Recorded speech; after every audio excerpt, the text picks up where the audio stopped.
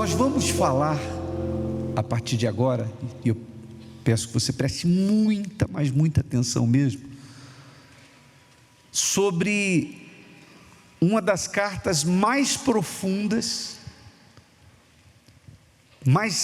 uma das mais ricas em ensinamentos das 7 cartas, ou das 7 igrejas do Apocalipse, que é a carta à igreja em Laodiceia.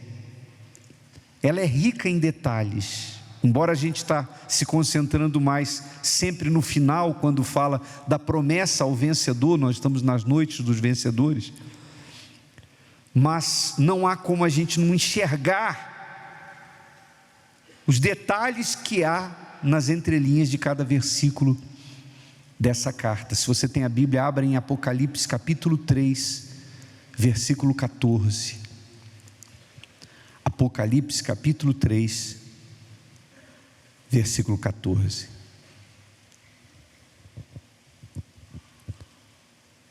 E ao anjo da igreja de Laodiceia escreve: isto diz o Amém, a testemunha fiel e verdadeira, o princípio da criação de Deus. Então, aqui você vê a quem a carta vai ser endereçada e quem está ditando a carta. Então, a carta é endereçada ao pastor da igreja de Laodiceia, o anjo da igreja é o pastor, e quem escreve é aquele que é o Amém, a testemunha fiel e verdadeira e o princípio da criação de Deus. Ou seja, como sempre, todas as cartas, quem fala com aquela igreja é o Senhor Jesus. A gente viu nas demais 6 cartas que apenas 2 igrejas não receberam nenhum tipo de repreensão, nenhum tipo de censura, que foram as igrejas de Filadélfia e Esmirna. Essas igrejas não receberam nenhum tipo de repreensão do Senhor Jesus, consideradas as igrejas modelo, padrão para nós. As outras cartas, ou as outras igrejas, receberam repreensões, mas também Jesus tinha algumas coisas, ou alguma coisa a favor. Então Jesus fez repreensões, mas também elogiou alguma virtude, alguma qualidade que aquela igreja tinha. Todas elas foram assim. E sendo que Esmirna e Filadélfia eram perfeitas. Mas a igreja de Laodiceia, conforme a gente vai ler agora, foi a igreja que não teve nada de bom. Não teve aquela coisa de Jesus dizer assim: olha, tenho porém contra ti que isso, mas tens a teu favor isso. Não tem. Jesus só tinha coisas negativas para falar com essa igreja, não havia nada de positivo. Mas qual era o estado espiritual dessa igreja, ao ponto de Jesus não ter nada de bom para citar dela, e só censurar? Qual era o estado? Vamos ver. Versículo 15, Jesus diz assim: conheço as tuas obras, que nem és frio, nem quente. Quem dera, foras frio ou quente. Você sabe que Jesus dizer quem dera que você fosse quente, a gente entende, porque o quente é o que está na fé.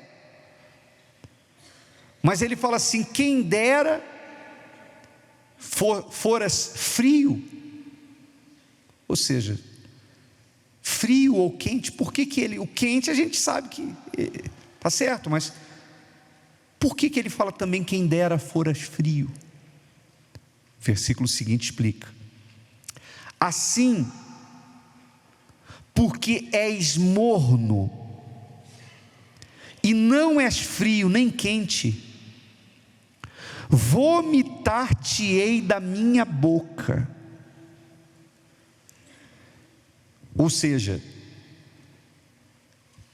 a igreja de Laodiceia, espiritualmente falando, se fosse comparar a vida espiritual com uma temperatura,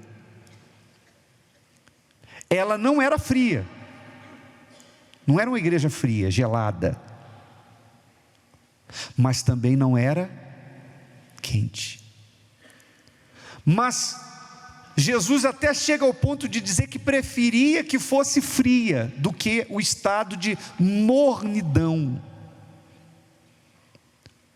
Era algo que o indignava tanto, que Jesus disse que estava a ponto de vomitá-la. Imagine uma coisa que te causa náusea, que te causa nojo. Era isso que aquela igreja causava no Senhor Jesus: náusea, nojo. Por quê? Porque não era nem fria nem quente, ou nem quente nem fria. E quando eu entendo que quando Jesus diz assim, que preferia até que fosse fria do que ser morno, porque pelo menos o frio é sincero. Quem é o frio? O frio é aquele que reconhece a sua condição de estar distante de Deus, ou ele assume que não crê, ou ele assume que não quer. Existem pessoas que chegam na igreja e elas dizem: olha, eu não creio, ou eu sou isso, eu sou aquilo, eu faço isso mesmo, eu não concordo com isso, eu não concordo com... É aquela pessoa que é gelada, espiritualmente ela é gelada, mas há mais esperança na conversão dessa pessoa do que no morno. Porque o morno é aquele que não assume a fé, mas não confessa que não crê. O morno é o religioso. Você, lendo as palavras de Jesus, a indignação dele, quando ele fala: estou a ponto de vomitar-te, a gente vê que há uma indignação da parte dele.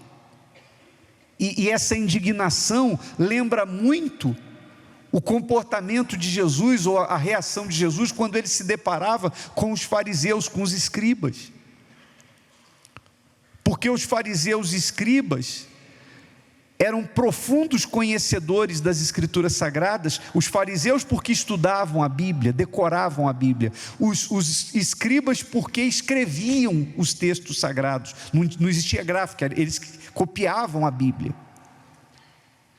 Eles não só liam, eles copiavam a Bíblia. Então, tanto fariseus como escribas, eles conheciam muito bem a palavra, mas eles não praticavam.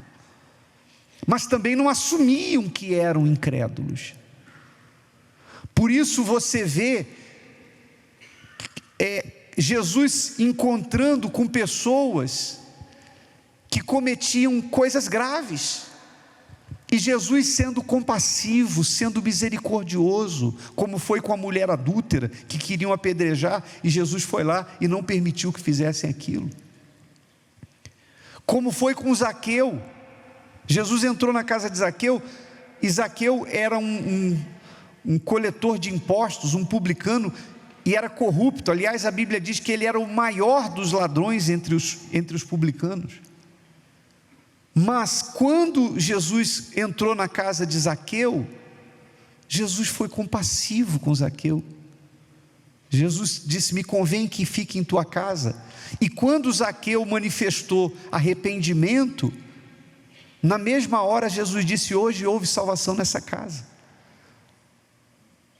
Mas quando você vê Jesus encontrando com os fariseus, com os religiosos, aí ele perdia as estribeiras. Aí Jesus ia para cima com palavras. Lembra que Jesus fala: hipócritas, raça de víboras.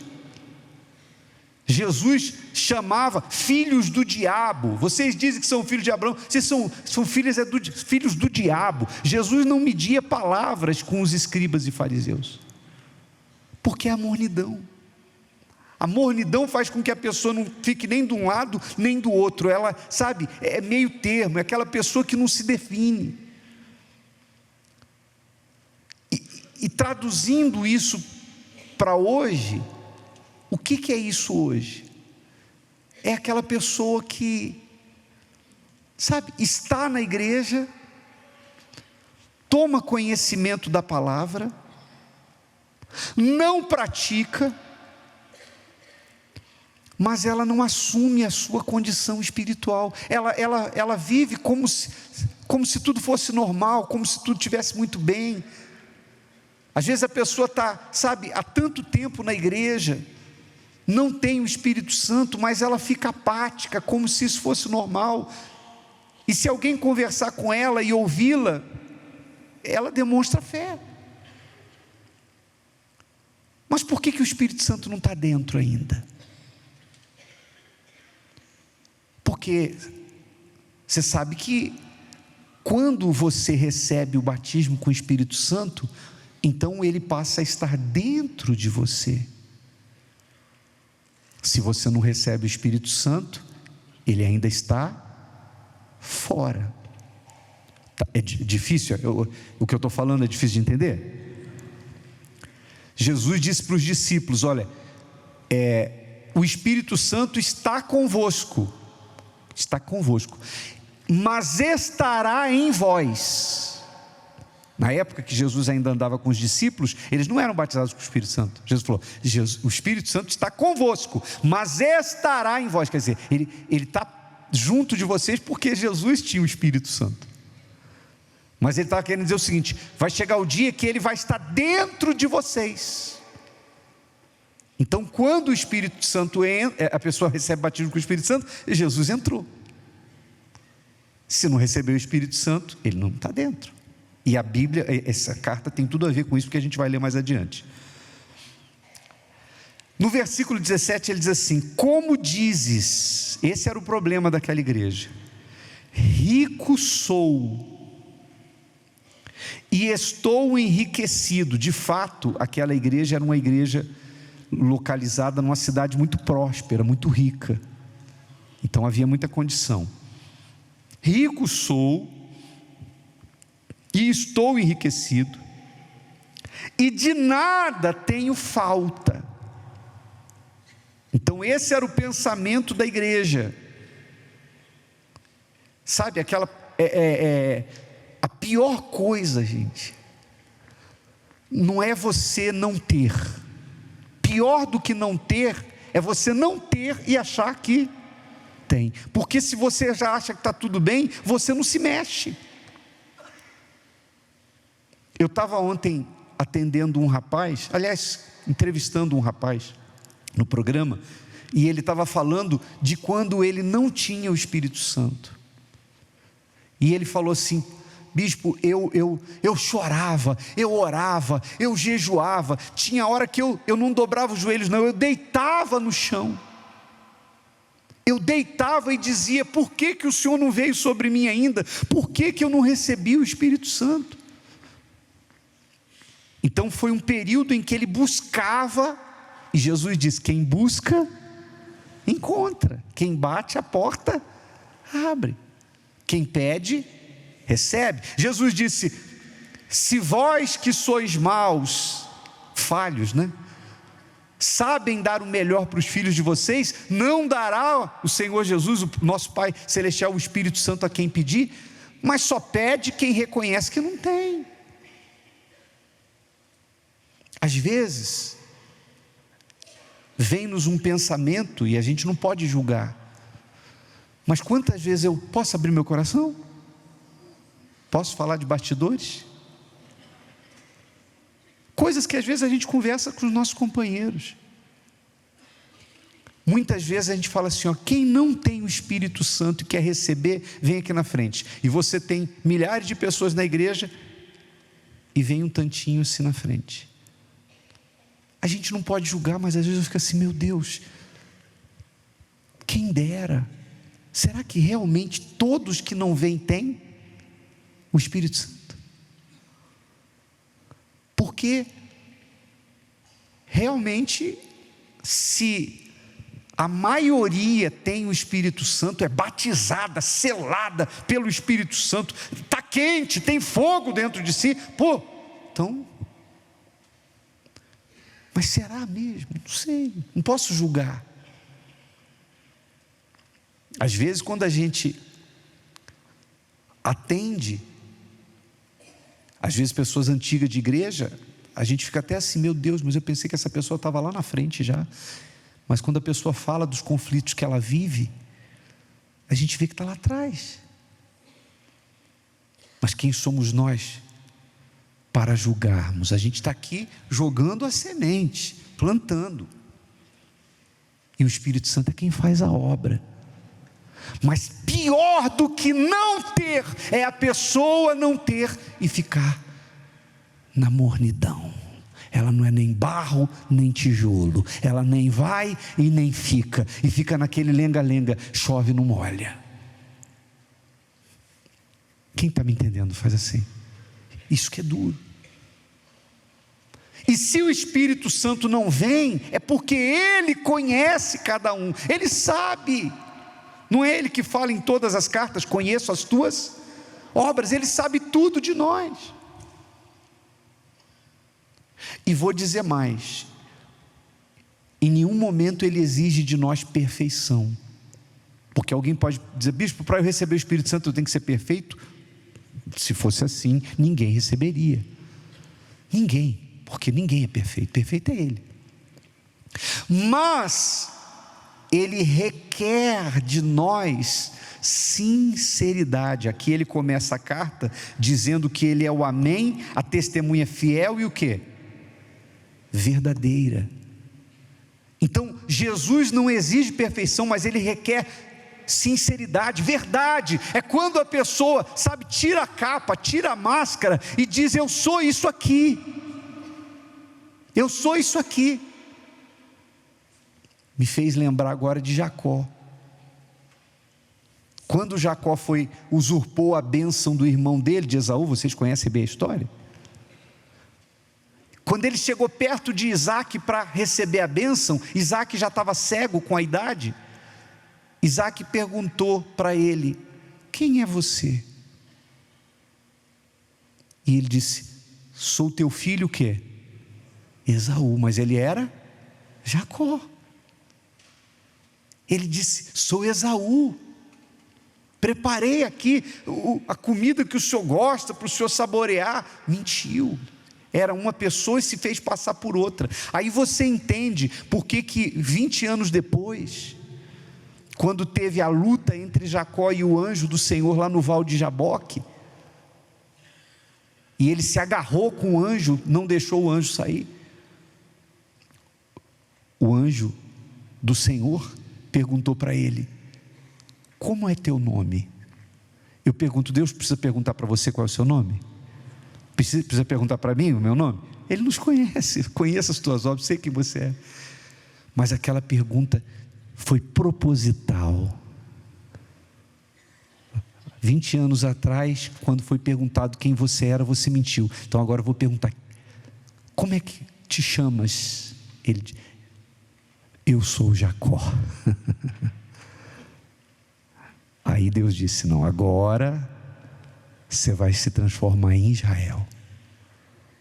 Ou seja, naquele momento, Jacó foi verdadeiro. Quando ele disse, eu sou Jacó, é como se ele estivesse dizendo assim, eu sou um trapaceiro, mentiroso, enganador, eu sou tudo o que o Senhor já viu que eu sou, mas eu quero mudar de identidade, eu quero ser um outro homem.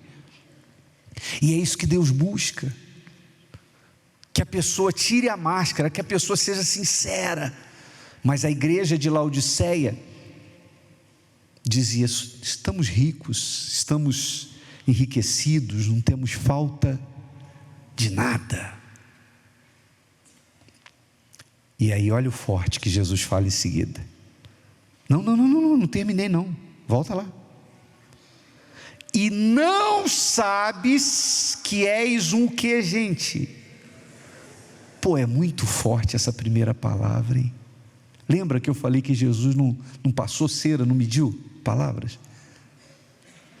e não sabes que és um desgraçado. O que é um desgraçado? O desgraçado é o desprovido da graça. Está vendo como esse negócio de graça, está tudo certinho, pode fazer o que quiser que está na graça, não tem nada de graça nisso? Jesus chamou a igreja de Laodiceia de desgraçada. E era uma igreja que tinha batismo nas águas, que pregava a palavra. Olha como você não pode cair nessa conversa fiada. Ih, Jesus já fez tudo, você só precisa crer. Está tudo certinho, pode fazer o que dá na telha. Jesus chamou essa igreja de desgraçada. E não sabes que és um miserável, desgraçado, quer dizer, não tem graça, e miserável, e pobre, e cego, e nu. Jesus foi duro, tão duro quanto era com os fariseus, com uma igreja. E a igreja não sabia. Pior coisa que pode acontecer com a gente não é o engano, não é ser enganado. Pior do que ser enganado, que ninguém gosta de ser enganado, mas pior do que você ser enganado é o auto-engano. Uma coisa é alguém te enganar, agora a gente enganar a gente é pior ainda. Sim ou não? E essa igreja vivia o auto-engano. Ele diz: não sabes que és um desgraçado e miserável e pobre, cego e nu. Aconselho-te que de mim compres ouro provado no fogo, para que te enriqueças. Porque dinheiro eles tinham, a igreja era muito rica, mas Jesus mostrou que para ele riqueza não é isso. E roupas brancas, para que te vistas, e não apareça a vergonha da tua nudez, e que unjas os teus olhos com colírio para que vejas. Quer dizer, cego. Vocês são cegos, foi isso que Jesus quis dizer. Tem igreja que Jesus fala assim, tens isso contra você, mas tem alguns poucos que permanecem. Você vê que nessa não tinha ninguém, estava todo mundo perdido, uma igreja pobre, cega, nu, miserável, desgraçada e perdida. E aí Jesus fala no versículo 19: eu repreendo e castigo a todos quantos amo. Sê, pois, zeloso e o quê? Arrepende-te. Ou seja, com toda essa condição deplorável espiritualmente falando, Jesus estava oferecendo esperança para aquela igreja. Sabe o que a gente entende com isso? Que não existe situação tão crítica espiritualmente falando que alguém possa estar vivendo que não haja chance de salvação para aquela pessoa. Não tem caso perdido para Deus. A igreja mais corrompida das 7, havia chance para ela. Versículo 20, é um mais forte que o outro. Eis que estou o quê? À porta e bato. Se alguém ouvir a minha voz e abrir a porta, entrarei até ele e com ele cearei e ele comigo. Lembra que eu falei? Se a pessoa não é batizada com o Espírito Santo, então Jesus está do lado de fora. E por que ele não entra?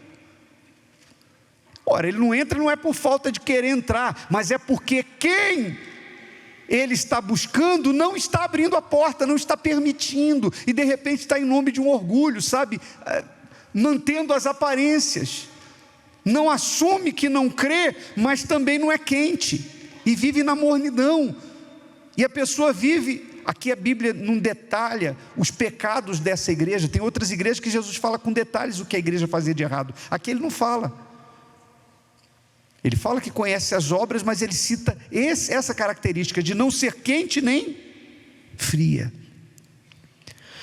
E no versículo 21, ele diz: ao que vencer, lhe concederei que se assente comigo no meu trono, assim como eu venci e me assentei com meu Pai no seu trono. Quem tem ouvidos, ouça o que o Espírito diz às igrejas. Teve igreja que Jesus falou que daria, deixa eu descer agora. Teve igreja que Jesus falou que faria coluna no santuário. Teve igreja que Jesus falou que daria do maná escondido, daria uma pedrinha branca. Para cada igreja ele fez uma promessa, mas para essa, a promessa que ele fez para a pior igreja foi a maior promessa, porque o que pode ser maior do que sentar no trono de Jesus? Se a gente fosse colocar numa escadinha, numa escala, as promessas feitas às 7 igrejas, para a pior igreja, ele jogou mais alto, ele colocou algo maior. Ele fez a promessa das promessas, porque sentar com Jesus no trono, o que tem mais alto que isso? É ou não é verdade? Foi o que o diabo quis. Aquilo que o diabo suspirou, invejou, desejou, que foi o trono, e ele não permitiu, ele disse para essa igreja: eu deixo você sentar comigo no meu trono. Sabe, aquele pai que é motorista de caminhão, e pega o filhinho, e põe na cadeira do motorista, e deixa ele ficar com a mão no volante, brincando assim, e ele se sente o tal. No carro do pai, não estou falando de dirigir não, botar criança para dirigir não, sentar. Quem o seu pai fez isso quando você era pequeno? Faz assim, você sentiu o cara, não foi? Pô, você ficou, porque aquele ali é o trono do seu pai. Seu pai é médico e te leva no consultório dele, bota um jaleco em você e fala assim: senta aqui meu filho, na cadeira do papai. Pô, você sentiu o cara. Jesus promete para a igreja de condição mais deplorável e miserável, a maior das promessas: sentar com ele no trono. Tudo para salvar aquela igreja. Eu chego, nem o diabo teve, eu não deixei Lúcifer sentar, mas se você se arrepender e se voltar para mim, porque eu te amo e eu repreendo quem eu amo, se você se voltar para mim, eu deixo até você sentar no meu trono comigo, do jeito que o meu pai fez, só para te salvar. Olha o que eu estou prometendo para você. Mas abre o coração, se volta para mim, saia da mornidão, assuma essa situação, arrependa-se. É muito forte. Pelo quanto Deus desejava, Jesus queria salvar aquela igreja. Então, se você está aqui e diz assim: poxa bispo, eu já ouço falar do Espírito Santo há tanto tempo, já desci as águas, mas não recebo o Espírito Santo. Ele está batendo na porta, alguma coisa está faltando. Eu não sei o que é, eu não conheço as suas obras, Ele que conhece, eu sei de mim. Mas se tem alguma coisa que você não entregou, entrega. Olha o que Ele está te prometendo, olha o quanto você tem a ganhar.